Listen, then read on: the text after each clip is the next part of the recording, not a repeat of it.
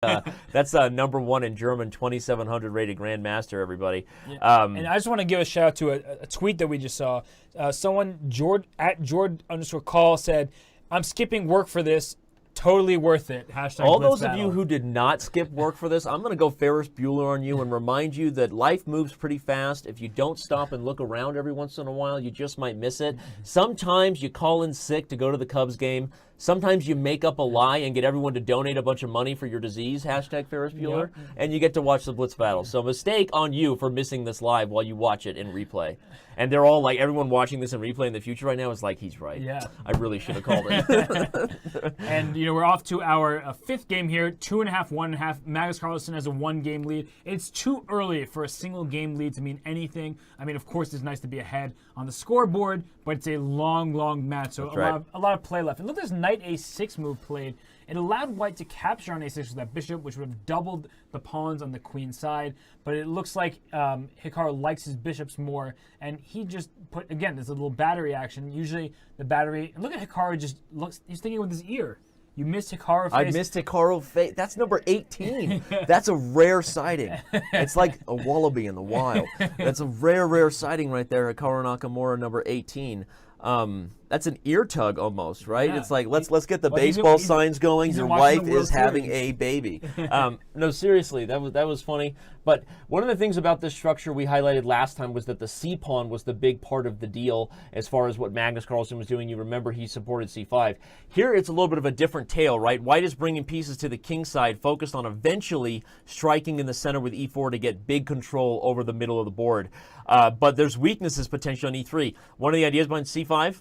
If Hikaru took it, all of a sudden we got problems on E3.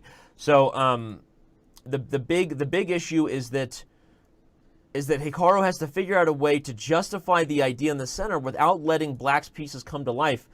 I kind of like C5 by Magnus. The more I look at the position, I'm kind of liking the transition for black here.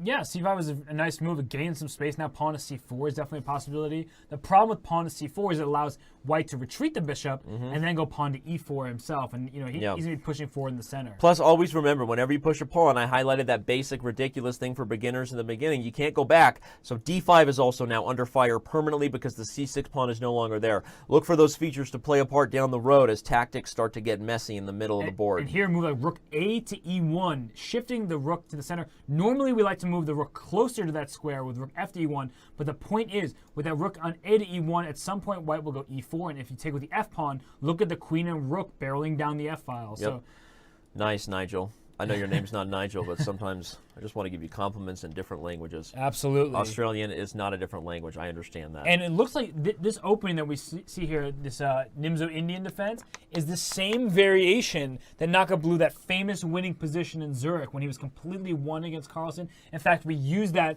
in some of our promotions when he's slapping the pieces off the board. So he probably does not have fond memories of this opening against Magnus, but here I do like his position. B4, very powerful move. A very the nice idea is move. it looks like it gives up a pawn because so many black pieces were attacking B4. Magnus doesn't even want it. He doesn't want it because it would open the A file for that rook on A1. That's exactly right. That would have been a bit of an issue. So instead, Magnus reverts to playing C4.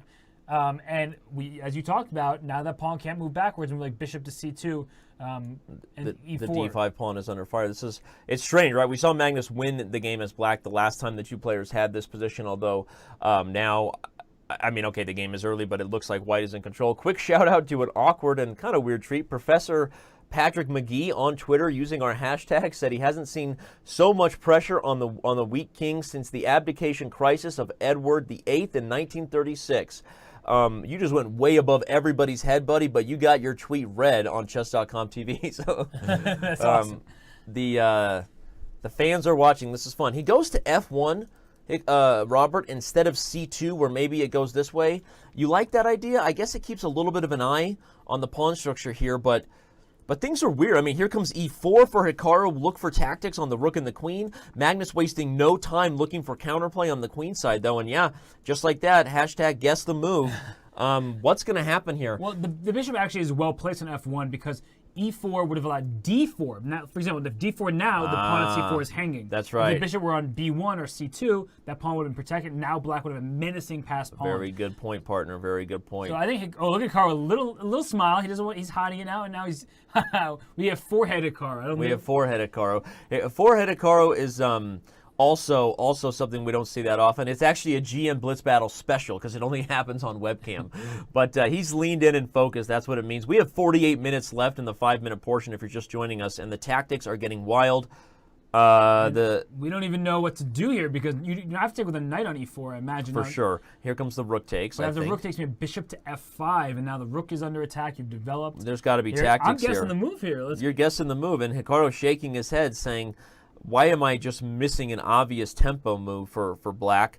A tempo move, everybody, is when a lower valued piece attacks a higher valued piece. So a bishop is worth 3, a rook is worth 5. Now, not all tempo moves require you to safely retreat, but for beginners, normally, if you attack a higher valued piece with a lower valued piece, that's sort of setting the tone for the game. You're gaining a tempo and you're forcing your opponent to deal with a threat.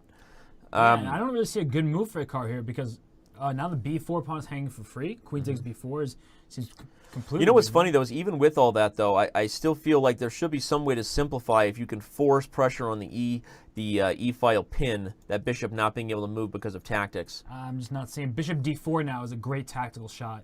If bishop d4, oh, I missed it. And Hikaru just resigns quickly, really dejected with himself, down 2 games in the match now, and he's lost in this